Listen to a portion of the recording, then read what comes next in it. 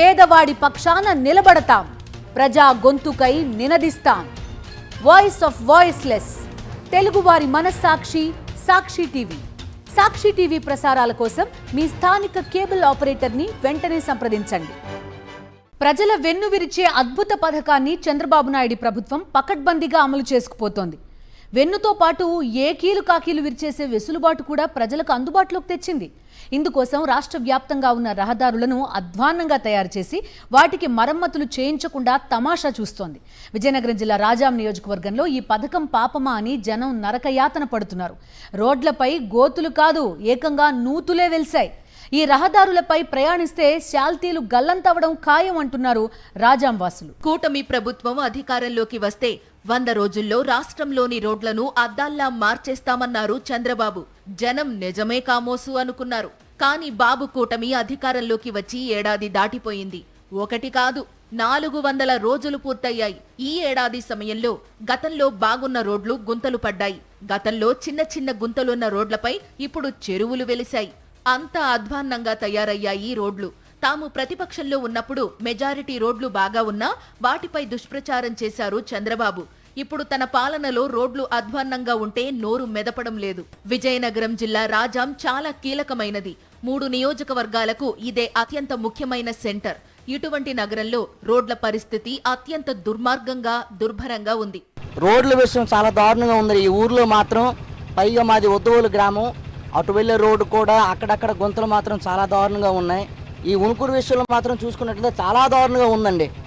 మరి ఈ రోజుల్లో కూడా టీడీపీ గవర్నమెంట్లో కూడా రోడ్ల కోసం మేము బాగుంటాయని ఆశిస్తున్నాం. ఈ రోడ్లు చేస్తే చాలా మంచిదండి. వికలాంగులు కానీ, గర్భిణీ స్త్రీలు కానీ, లేకపోతే ఏమైనా కాళ్ళు చేతులు ఇరిగిపోయినటువంటి వాళ్ళు కానీ అసలు హాస్పిటల్కి వెళ్ళడానికి మార్గం అయితే ఈ ఊరి విషయంలో మాత్రం చాలా దారుణంగా ఉందండి. రాజాం నుండి చీపురుపల్లి సుమారు 20 కిలోమీటర్లు ఉంటుంది. చీపురుపల్లిలో రైల్వే స్టేషన్ ఉంది. చీపురుపల్లి మీదుగా విజయనగరం వెళ్లాల్సి ఉంటుంది. రోడ్లు అధ్వాన్నంగా ఉండడంతో ఈ 20 కిలోమీటర్ల ప్రయాణానికి ట్రాఫిక్ అంతగా లేకపోయినా కనీసం 50 నిమిషాల నుండి గంట పడుతోంది. రాజాం నుండి వంగర మండలం మడ్డువలస రిజర్వాయర్ వైపు గ్రామాలకు వెళ్లాలంటే మరింత అధ్వాన్నంగా రోడ్లు ఉన్నాయి. ఉణుకూరు వద్ద కిలోమీటర్ల మేర రోడ్డు వరిదమ్ము పొలాన్ని తలపిస్తోంది. ఇదే రోడ్డా? ఎన్ని జిల్లాలకి ఇది రోడ్డు? ఏవి కాలువలు, ఏది రోడ్డు అలా చేసింటే మరి ఎందుకు మా ఊర్లో నాయకులు పెద్దలు అందరూ జల ఇలాగ ఇబ్బంది పడుతున్నాము. రోడ్డు పక్కన ఉన్న వాళ్ళు నరకం చూస్తాము. ఓ బస్సులు వసలపోతే, ఓ నారీలు వసలపోతే, ఓ ఆటోలో వసలపోతే ఆ నీరు ఎటు వెళ్తుంది? ఇక్కడికి వస్తుంది. ఆ నీరు ఎలాగ ఇళ్ళకి పడుతుంది. పిల్ల జల్లు అడినపోతాండ్రు. ఈ రహదారులపై వెళ్లే వాహనాలు తరచుగా గ్యారేజీలకు వెళ్లాల్సి వస్తోంది. అందులో ప్రయాణించేవారు కాళ్లు కీళ్లు విరిగి ఆస్పత్రుల పాలవుతున్నారు. తరచుగా సంభవించే రోడ్డు ప్రమాదాల్లో కొందరు ప్రాణాలే కోల్పోతున్నారు.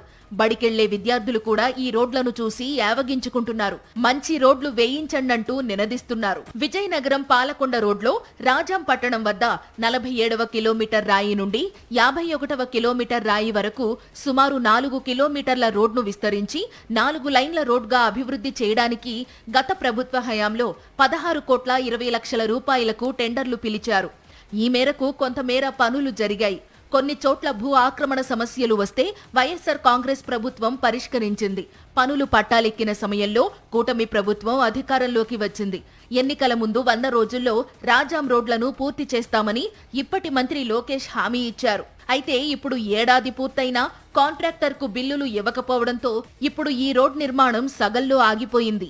రాజాం నుండి పొందూరు మీదుగా శ్రీకాకుళం వెళ్లాలంటే పొందూరు వరకు నరకయాతన పడాల్సి వస్తోంది. రాజాం నుండి పొందూరుకు సుమారు 18 కిలోమీటర్ల దూరం ఉంటుంది. ఈ మేరకు దూరం ప్రయాణించాలంటే కనీసం 45 నిమిషాలు పడుతోందని ద్విచక్ర వాహనదారులు, ఆటో డ్రైవర్లు చెప్తున్నారు. ఉణుకూరు రోడ్డైతే మరీ దారుణం. చిత్రం ఏంటంటే స్థానిక ఎమ్మెల్యేతో పాటు కీలక ప్రభుత్వ అధికారులంతా ఈ రహదారిపై నుంచే వెళుతూ ఉంటారు. రోడ్లు బాగాలేవని వారికి తెలుసు. అయినా పట్టించుకోవడం లేదని స్థానికులు మండిపడుతున్నారు. ఎమ్మెల్యేపై జనం నిప్పులు చెరుగుతున్నారు. రాజాం ఎమ్మెల్యే గారు రోజు ఈ రూట్లో వెళ్తున్నప్పటికి కూడా ఈయన కనిపించదండి. ఈ సంక్షేమ పథకాలు ఇలా జరుగుతున్నప్పటికీ రోడ్లు ఎంత దారుణంగా ఉన్నాయి, ఎంతోమంది గతంలో చనిపోయారు ఈ రోడ్ల మీద. నిత్యము తిరుగుతున్న ఎమ్మెల్యే గారికి ఈ యొక్క రోడ్డుని శుభ్రం చేయాలని కానీ 4 లైన్ల రోడ్డు ఈరోజు శాంక్షన్ అయినప్పటికి కూడాను అది అమలు లేక నోచుకోలేకపోయింది. ఈరోజు ప్రజలు కొన్ని లక్షలాది మంది కొన్ని నడుస్తుంటారు, వాహనదారులు అనేకమైన నాలాంటి దివ్యాంగులు అయితే రోజు పడిపోతుండడమే జరుగుతుంది. ఇలా ప్రజల కష్టాలు పట్టవండి. కూటమి ప్రభుత్వం ఎంతో హంగామా చేసి పేద ప్రజలకు ఎంతో మేలు జరుగుతుందని చెప్పి ఇంతమందికి ఓట్లు వేసి గెలిపించుకున్న ఎమ్మెల్యే గారు ఎక్కడ ఉన్నారండి? నిత్యము తిరుగుతున్న ఎమ్మెల్యే గారికి ఇది కనిపించదండి. ఆయన ఎంతసేపు భోగవతాలు ధనదామోహమే కానీ ప్రజల కష్టాలు అక్కర్లేదా? కబుర్లు చెప్పడంలో ఉన్న శ్రద్ధ పనులు చేయడంలో ఉండడం లేదు. కూటమి అధికారంలోకి వచ్చిన తరువాత అన్ని వ్యవస్థలు ఇలానే అఘోరిస్తున్నాయంటున్నారు మేధావులు. విజయనగరం జిల్లాలో వ్యాప్తంగా చూసుకున్నట్టయితే ఒక రాజాం అసెంబ్లీ నియోజకవర్గంలో రోడ్లు ఎంత దుర్భర పరిస్థితుల్లో ఉన్నాయో మనకి కథనంలో అర్థమవుతోంది. ముఖ్యంగా రాజాం అనేటువంటిది విజయనగరం జిల్లాలో ఉన్నట్టు శ్రీకాకుళం జిల్లాకి, ఇటు విజయనగరం జిల్లాకి, ఇటు మన్యం జిల్లాకి కనెక్టింగ్ సెంటర్ ఇది. ఈ సెంటర్కి చాలా ప్రాధాన్యత ఉంటుంది, రాకపోకలు చాలా ఎక్కువ ఉంటాయి. ఇప్పటికే చీపురుపల్లి దగ్గర బ్రిడ్జి పనిచేయక రాజాం నుంచి విజయనగరం వెళ్ళాలంటే రోడ్డు పూర్తిగా లేనటువంటి పరిస్థితి. 4 వీలర్స్ వరకు అనుమతిస్తున్నప్పటికీ కూడా 4 వీలర్స్ కూడా వెళ్ళలేనటువంటి పరిస్థితి. రాజాం నుంచి చీపురుపల్లికి కానీ, రాజాం నుంచి పాలకొండ కానీ, రాజాం నుంచి వంగర, రాజాం నుంచి రేగిడాందలవలస, రాజాం నుంచి సంతకవిటి, రాజాం నుంచి శ్రీకాకుళం వెళ్ళే వైపు అన్ని వైపులా ఉన్నటువంటి రోడ్లన్నీ కూడా పూర్తిగా గుంతలమయమైపోయినాయి.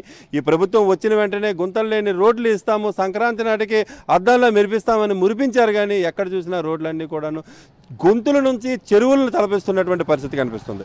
వీడు శ్రీ ఈశ్వర్ యుగంధర్, సాక్షి టీవీ, విజయనగరం నుంచి.